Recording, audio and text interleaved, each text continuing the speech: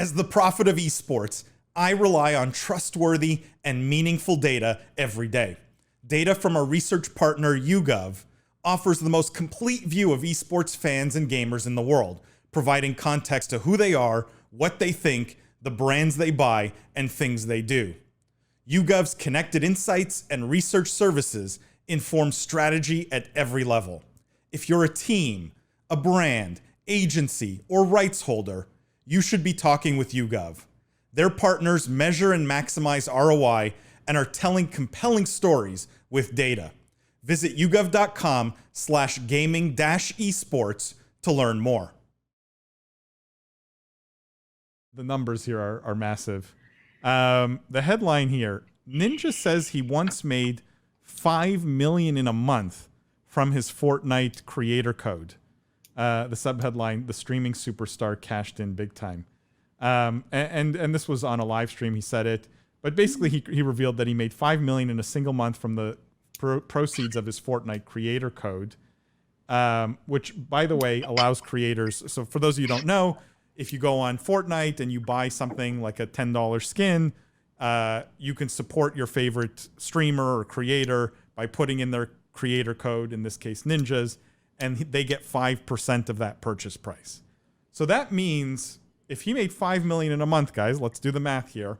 That means people who are Ninja fans, right, spent $100 million in that month on Fortnite skins.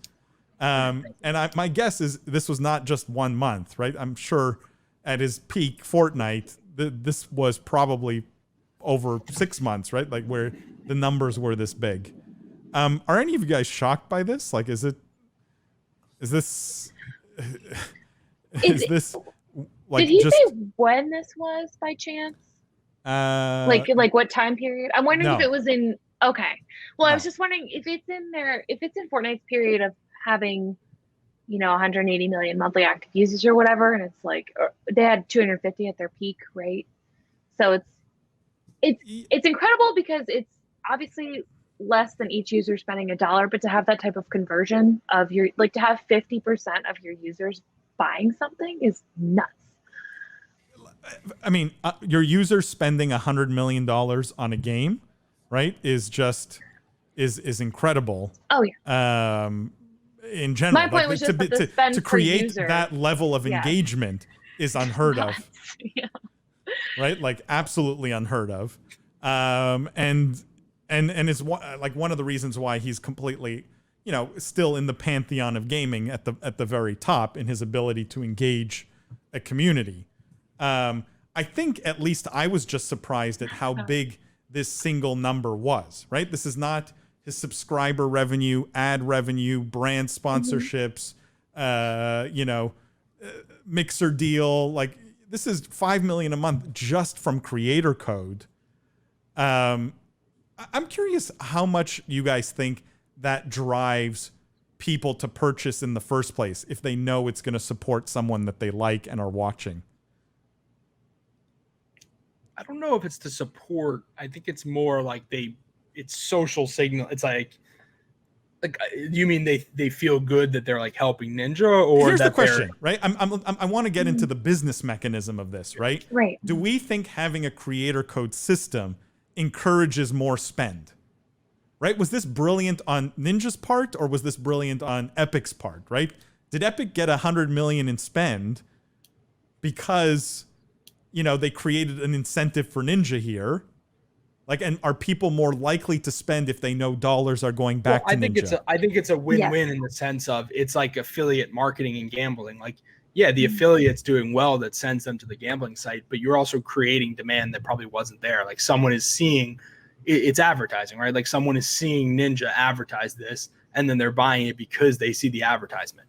Are they buying it to support Ninja? Like, Ninja needs more money. I don't think that's the motivation. It's probably like, I think it's the emotional connection to it, though. Yeah, it could be that. It could be that. Like, so what I want to get at is, like, and this is the direct question. Let me rephrase it, which is, there was of all the people who were watching Ninja play Fortnite, right?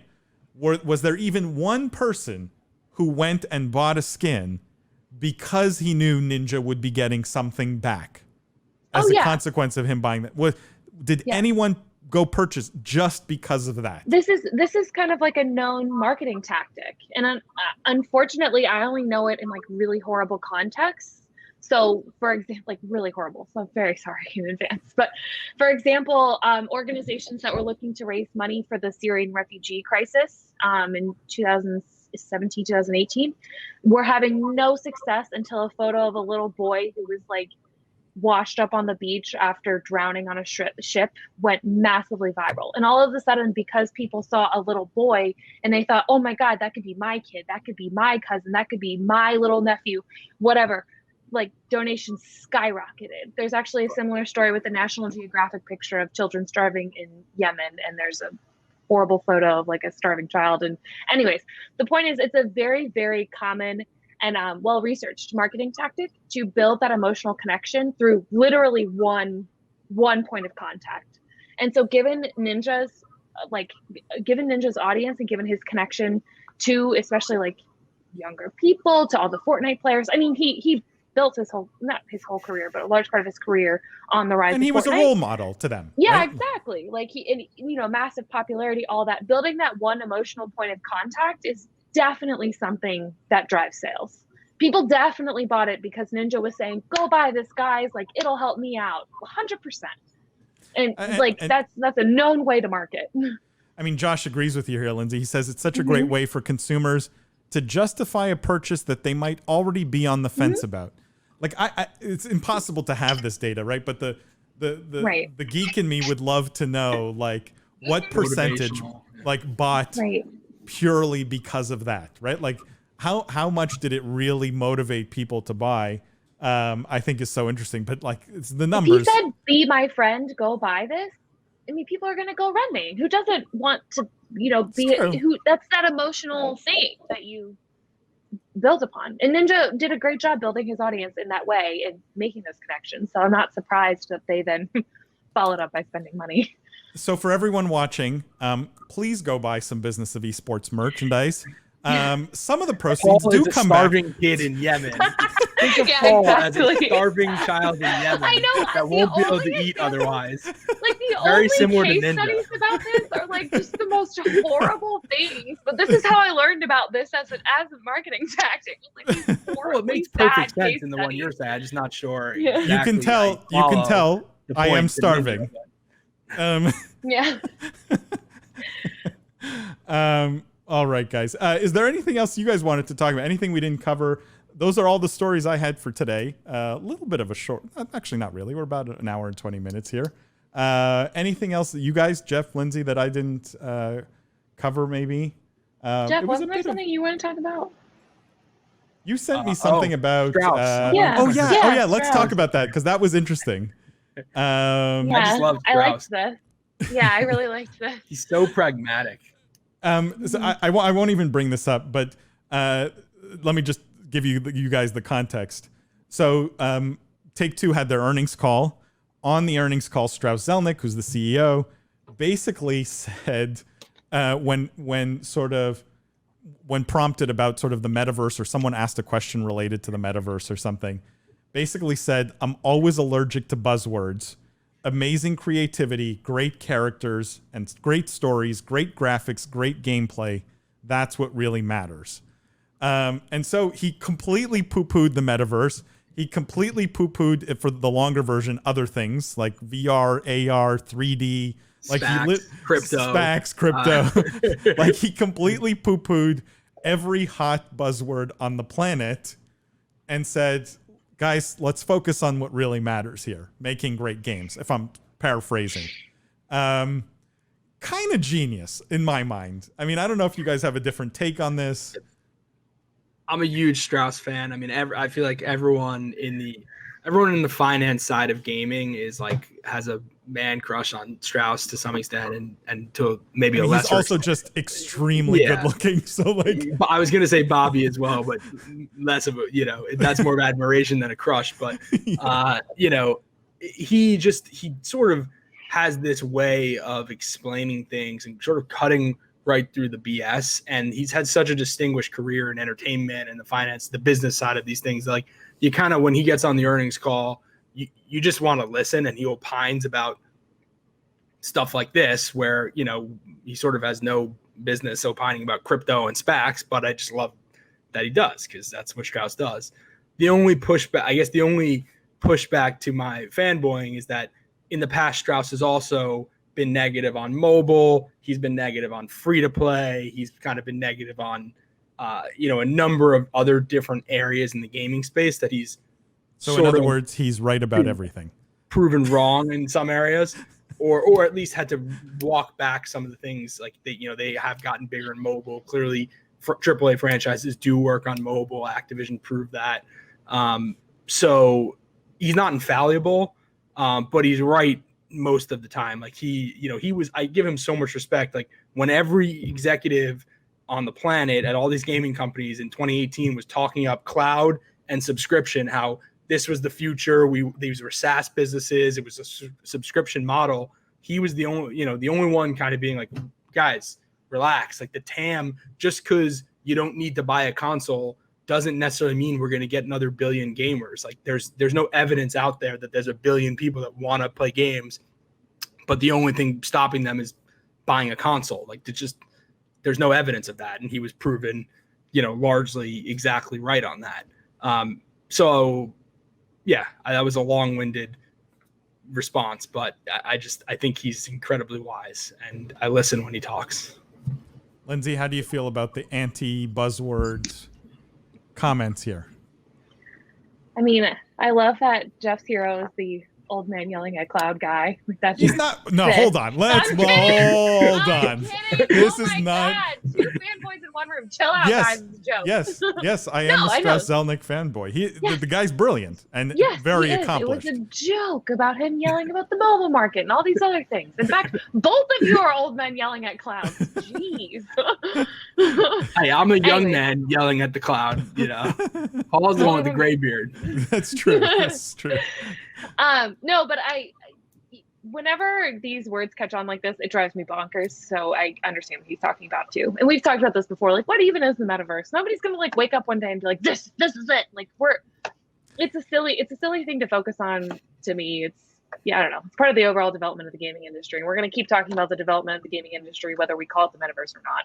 Yeah. I agree. It's great. I mean, you put it so perfectly, I think, which is why I agree with him, right? It's not that I think we should just stop using the word metaverse, or we should stop, trying to get to that, holodeck future, metaverse future.